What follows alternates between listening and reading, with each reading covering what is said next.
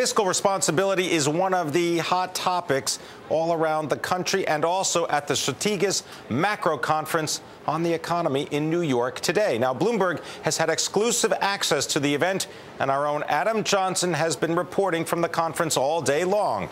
And he is there now with our next guest, Luis Fortuno. He is the governor of the Commonwealth of Puerto Rico. The governor is implementing an aggressive plan for budgetary reform in the Commonwealth. Adam, take it away.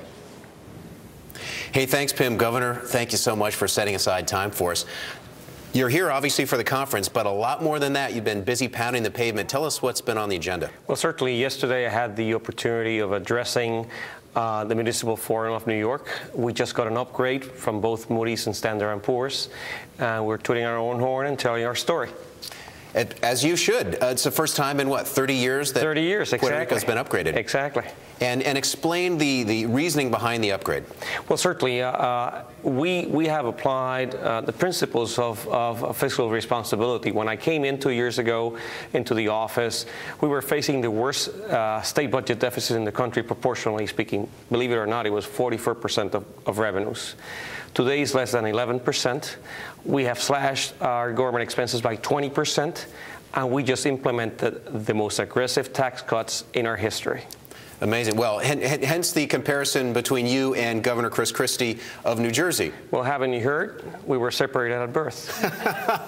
No, news to me. We're making news here on Bloomberg. I love it. That's the two of you probably have the most aggressive cutting campaign in the country. Well, it's the only way to go, really. The taxpayers are demanding that we handle finances in the same way they will handle their own finances, and it's responsibly, and that's what we've done and what we continue to do.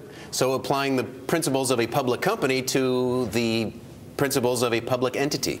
Exactly, and the stockholders are the taxpayers, and they want us to handle their money well, and they want to keep as much of it as possible, and that's what I'm doing. Now, is there more work to do? Of course, and actually we have the most aggressive public-private partnership legislation in the country and program, and actually we are embarked in a major program so that we provide concessions for our main highways.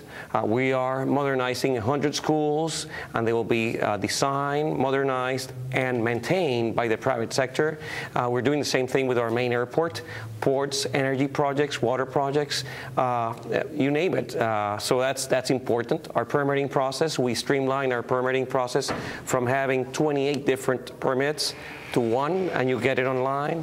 So that's what we're supposed to be doing. And very different. It's a partnership with private equity and businesses where they're almost sharing in the profits of some of these large-scale programs. On the profits, on the risks, and they must provide adequate service, and there are very strict metrics to guarantee that the public is served correctly. And we're talking about toll roads, airports, etc. Precisely, and what we'll see are much nicer roads, nicer schools, nicer airports, and at the end of the day, we don't have, in the government, we don't have the funding to do everything that needs to be done. But there's plenty of capital out there willing to come in. Now, when you talk about not necessarily having all the capital or things that are underfunded, let's talk about the pensions, because that is one issue where there still is a lot of room for improvement. The average pension is about 71% funded. Puerto Rico's pension, 14.5%. That's still way below the average. Well, certainly that's part of what I inherited. You know, in addition to a dismal fiscal situation, this as well.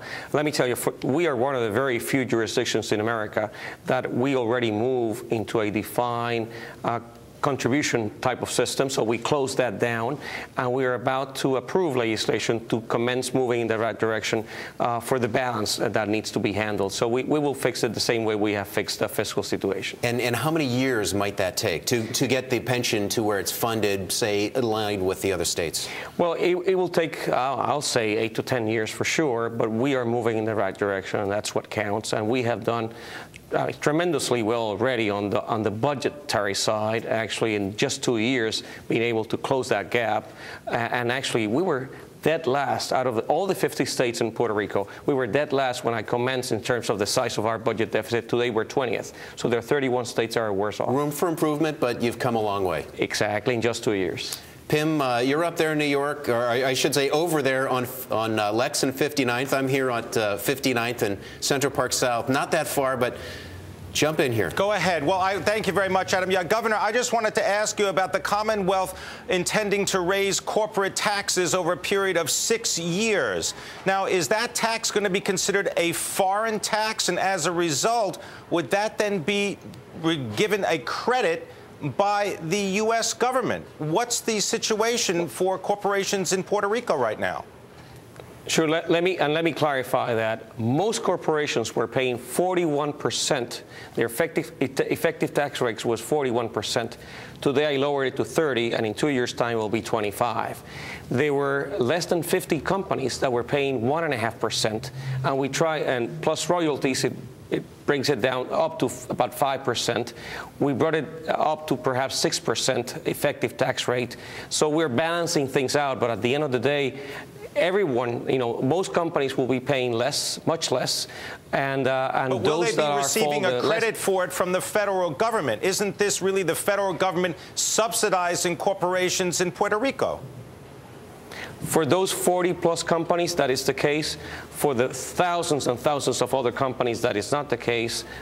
We are actually taking the brunt of that, and that's partly why we have cut the size of government by 20% already in 2 years, and we'll continue doing so. All right, we're going to leave it there. I want to thank you very much, Luis Fortuno, the governor of the Commonwealth of Puerto Rico, and Adam Johnson reporting from the Strategas Economic Conference in New York.